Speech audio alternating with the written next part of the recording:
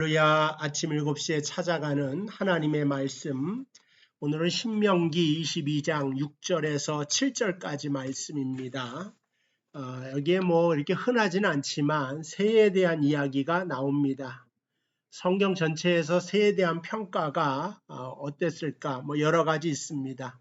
좋은 신뢰도 있죠. 독수리의 날개 밑에 우리를 품으시는 비유도 있고, 독수리며 날개치며 올라간 같이 올라갈 것이다.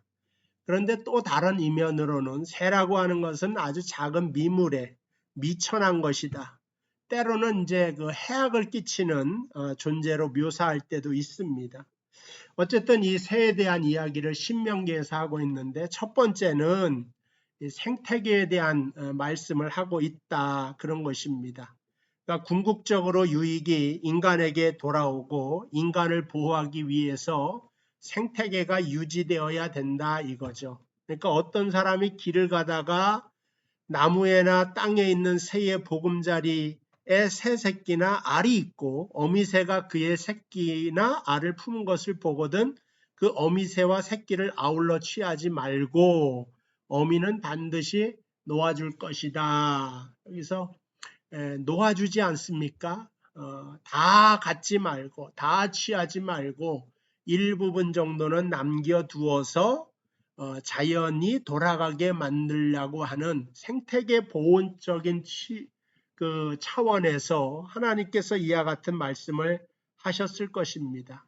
그러니까 요즘처럼 생태계라는 말이 많이 사용하던 적이 없을 겁니다. 왜냐하면 이거는 인류 생존과 직결되어져 있다. 그러니까 지구가 점점 더워지기 때문에 올해 밴쿠버에서 여름에 세계적으로 기록이 나오지 않습니까? 50도 가까이 나왔고, 겨울에도 엄청난 홍수가 밀려오고, 그리고 예년과 비해서 어제도 눈이 엄청나게 크게 오던데, 이러한 기온의 변화가 우리의 생존을 어렵게 하고 있다. 그런데 이 모든 것들이 다 인간이 하나님 만들어주신 이 생태계를 파괴하고 더 많은 욕심을 부리기 때문에 이 환경이 파괴돼서 과잉 생산하고 과잉 소비하는 시대 속에 나타날 수 있는 그런 재앙적인 모습인 것을 알게 됩니다. 두 번째 의미는 뭐냐? 어미새는 반드시 놓아줄 것이요 새끼는 취하여도 되나니 그리하면 내가 복을 누리고 장수하리라. 물론 생태계가 잘 보존이 되면 그게 바로 복이고 장수하게 되지만, 생태계가 나빠져서 환경이 살 수 없을 만큼 되면 인간도 그 속에서 살 수 없는 겁니다. 이제 이런 쪽도 있지만 또 다른 면에서 창세기부터 계시록까지 일관되게 예수님에 대하여 말하고 있는 책이 성경이다. 그래서 예수가 오실 것이고 그분이 이렇게 오셨고 다시 오실 것이다. 그래서 인류는 예수라는 길을 통해서만 구원을 받을 수가 있다. 그런 말씀을 하시지 않습니까? 그러니까 이 새에 대한 것도 예수를 표현하는 하나의 상징으로 얼마든지 해석할 수 있는 것입니다. 그런데 도대체 그리스도의 오심과 오실 것인가 다시 오시는 그 구원의 이야기와 이 새에 대한 이야기가 무슨 관계가 있는가 하는 것이죠.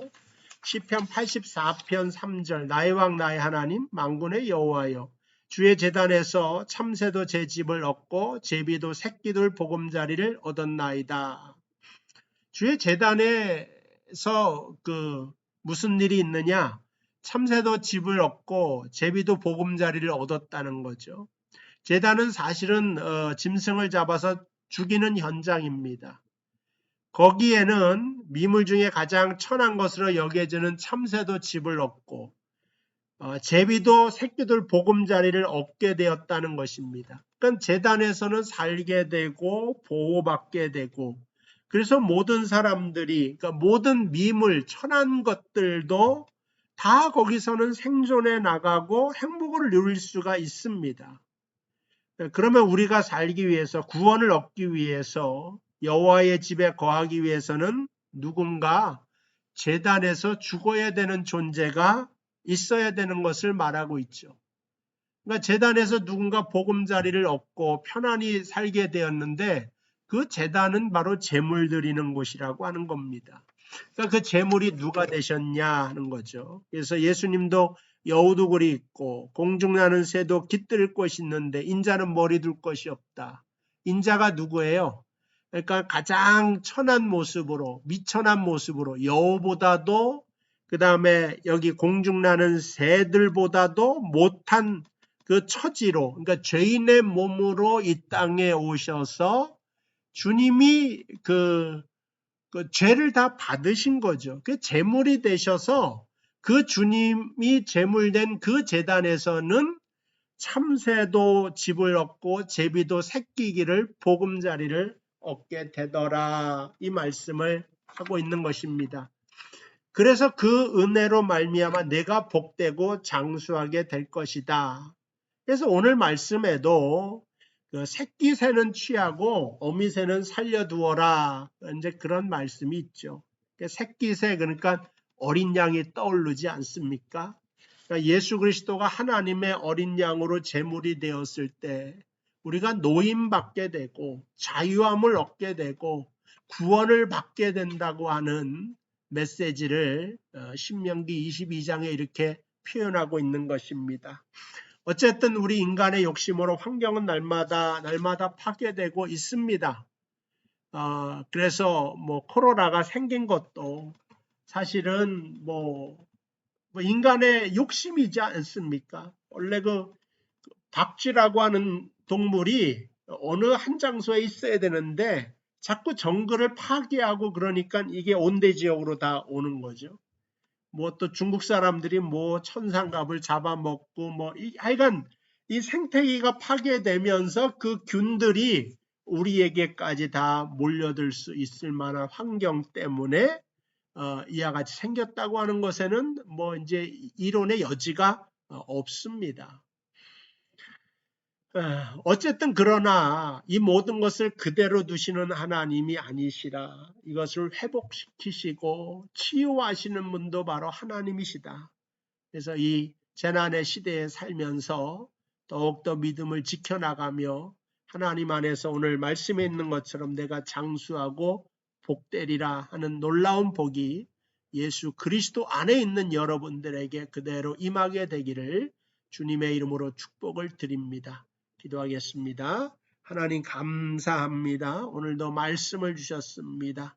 우리는 제비처럼 참새처럼 미천한 존재이지만 예수님께서 우리를 위하여 제물이 되어주시고 그리하기 때문에 오늘 말씀에 이름같이 내가 복되고 장수하게 되는 은혜를 입게 되었습니다.